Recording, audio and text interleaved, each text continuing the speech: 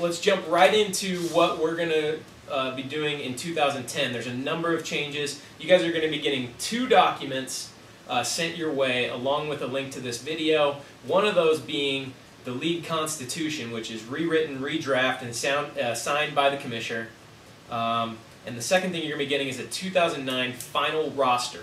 And that has everybody's rosters, and I'll get into a little bit more of what's on that as we go. This year we are, one of the biggest changes, we're expanding from 12 teams to 14 teams. And there's a couple of reasons for this. One, we've had a waiting list on the league for probably 3 or 4 years now, and a little bit of turnover, but I think we're settling in with the right managers.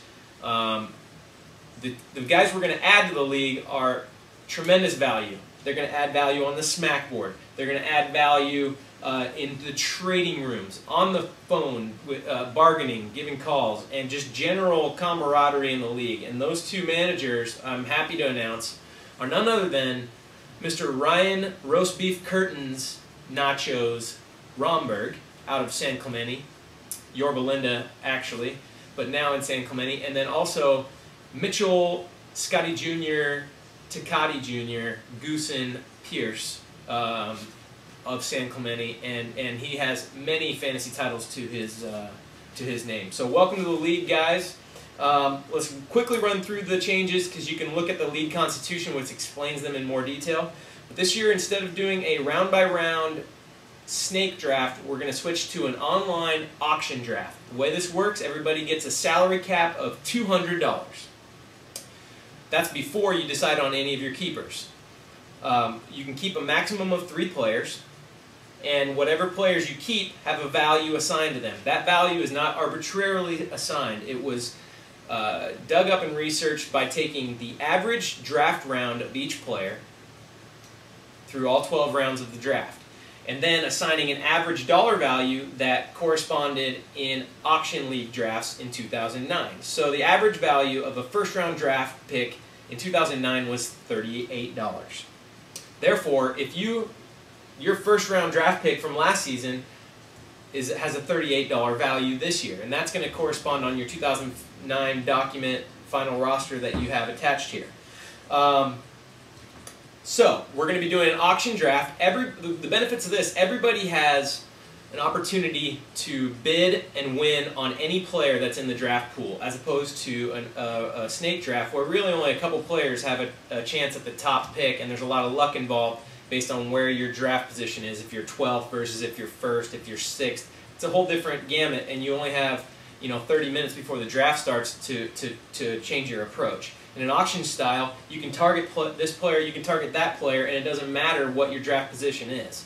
That's one value. 2, it goes hand in hand very well with keeper leagues because there's assigned values that are not just assigned by draft position, but they're assigned by what other managers and commissioners in their managers in the league are willing to pay for a given player. There's more opportunity there, a lot more fun there.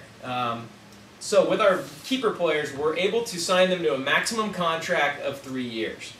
And what that means is if I have, let's say, for example, Randy Moss here. Handy example, just happened to have him here on my desk. Randy Moss was a first-round draft pick in 2009.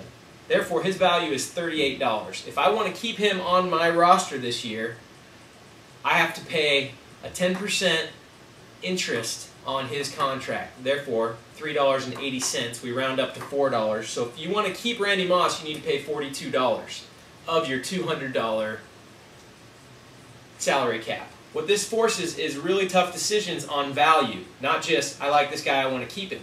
But what's his value?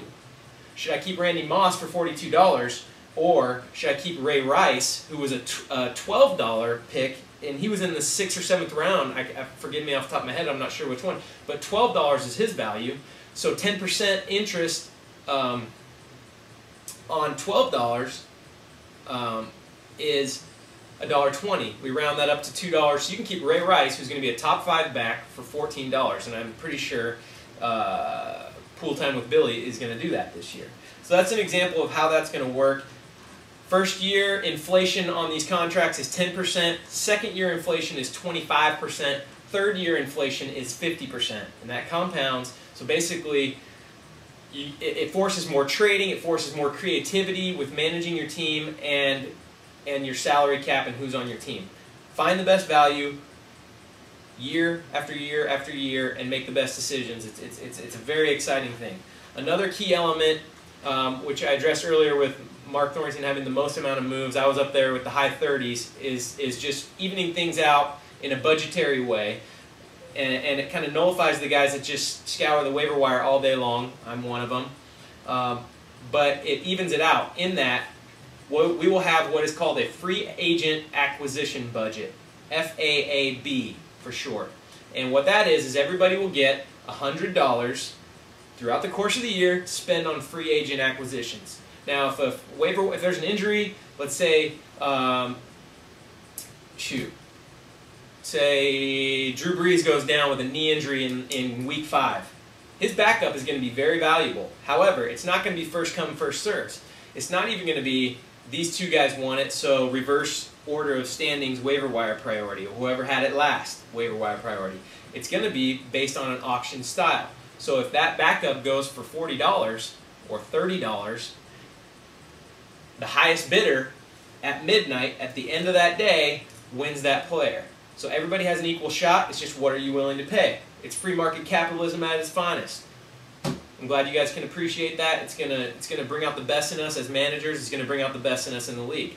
At the end of the season, that free agent bought for $30 will retain that $30 value if you want to keep them going into the next season. Most likely you'll throw them back. You make the decision. So those are some of the key changes, guys. A lot of work was put in this. If you have questions, I request that you send them to me. I'd love to address it. I want to run the league in the most fair, competitive way as possible. As last year I told you, we were going to be a keeper league, and we drafted that way. I think I found a fair way to appropriately assess value and roll it into a better keeper format moving forward. Again, if you guys have questions, feel free to call me, email me, and I'd love to address your concerns. Action that is needed now from league managers. 1, you need to decide who your keepers are going to be if you want to keep any of your players. Take a look at your 2009 final roster. Take a look at your value of your roster players. Decide where you think the most value is going to be.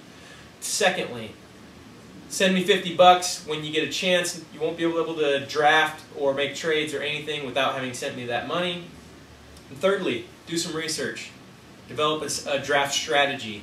Know what you're doing when you step to your computer in end of August. That's what we're targeting for a draft, maybe the first week of September. But hey, know your stuff, have a strategy, know where you want to go, how you want to spend your dollars, and that's essentially that. So that's the State of the Union for Laces Out Fantasy Football 2010. Hope you guys are as excited as I am. Totally fired up and cannot wait. Welcome to the league, Mitch and Beef, Ryan Romberg. We're excited to have you. And we will give you a formal initiation bashing on the smackboard soon enough. Signing off, this is Commissioner Bobby Longfranks. Have a great evening, and God bless America.